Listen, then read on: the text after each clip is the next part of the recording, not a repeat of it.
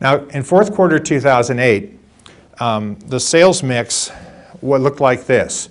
Non-distressed property, the none category in the MLS, was 32% of the sales. Short sales were 16%, and bank owns were 52%, 904 units for the fourth quarter of 2008. I can tell you that back in April of 2008, short sales only amounted to about 8% of sales, so they were a very small factor in those days. Now, if you look at the fourth quarter of 2009, the non-distressed properties are about the same, 32%, 33%, so that really hasn't moved hardly at all. What's changed is that short sales are now 27% as of that point in time, and it's increased in January. Bank owns came from over 50%, down to 40%, and that does include Freddie's and some of the other technically non-bank owns that fit into that category. Now, one of the things we don't talk about enough probably is the whole idea of market absorption and the idea of how many months of inventory are on the market. This is kind of what it takes to do a closeout sale. What would happen if we just took all the sales or all the inventory and try to clear it? So NAR has kind of defined a balanced market between 5.5 and 7 months of inventory. This is a period of time that allows for kind of a normal buyer, normal seller situation.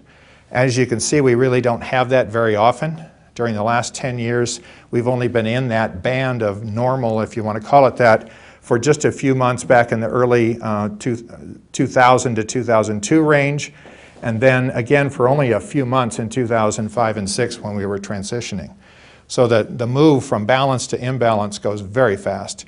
And while the national numbers are always kind of slow and ponderous, the best advice is that the local stuff happens overnight sometimes. So be very aware that we've got to watch the local issues on a daily basis and certainly be ahead of the game. Now, the available inventory back in 2008 was about half non-distressed, 23% bank-owned, and 27% short sale. And that is the way we saw things in the beginning of during 2008.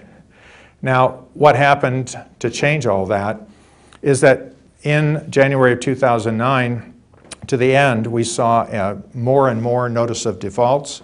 We're up in the range of over 1,000 notice of defaults in July, and resulting, though, in relatively few trust deeds, roughly 200 to 300 and pushing 400 1 month there. But for the most part, we're looking at not that many of them going to sale, to actual trustee deed issue. Now, the available inventory as of the end of the year, 54% in the none category, about the same, but bank owns only 13% of the market, and short sales 33% of the market. So if you don't think that short sales are a major factor, it's right there on the screen, and these are the facts. It's not true that foreclosures are just everywhere in terms of being in inventory. And those of you that are trying to help a first-time buyer, it's very frustrating to find them a bank-owned home property even bid on as opposed to just make an offer on. Show of hands, how many of you have had a situation with a first-time buyer perhaps who's made, say, 4 offers or more on a bank-owned and still not gotten one? It's most everybody in the room, okay? So that's the name of the game. And as we go forward, we're going to need to be on our toes to make sure that people buy the right house and not just look for the $8,000 tax credit, because they can be blinded by the fact that they get that or lose that, but they may miss the house that they really want. So we've got to be careful that we don't get into that particular frenzy. Now, Reno Sparks home prices, another target. We saw that big decline, and what hasn't been mentioned too well in the press in general is that since May, when we hit kind of a bottom at 175,000, we've been basically flat all summer and into the fall. We ended up December up a couple percent, and the median home price at the end of December was 178. It's dropped a little in January, which it did last January too, but I'm hoping that's just a temporary blip, just like it was last year. And we have actually been very stable.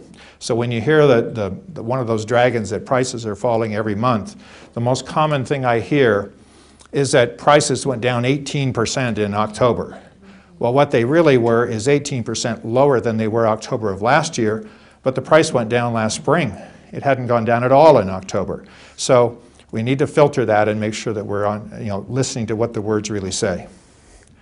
Now, one of the things that we have on that chart is a faint arrow line that shows that historical median trend. It's not that important to focus on it, except to say that during 1990 to 2002, we averaged about a 4.1% increase. And that increase just was a plodding along market. Those of you that were in the business during that time know that things weren't too exciting. They just went up a little. If you bought a house in 2 or 3 years, you could probably break even selling it, and in a couple of more years you could make some money perhaps. But the main focus wasn't on buy a house and sell it quick and make a lot of money. We were buying homes as an investment. I think what happened in 2003 and 4 and into 5 is that we redefined investment. So if you go look at Webster's during that time, we find that the word speculator is now not in the dictionary anymore, and investment is in its place. And the picture there is of people trying to buy a house and sell it in 3 months and make a lot of money. And that game of hot potato, the last person holding it gets burnt. And that's exactly what happened. Now, if we put it all together, we've got sales in blue and the prices in red. And what we've seen in the last 2 years is increasing sales and relatively stable prices during this last 7 or 8 months. And that's the good news, I think. 2009 left them hanging, didn't it? But we don't care about that.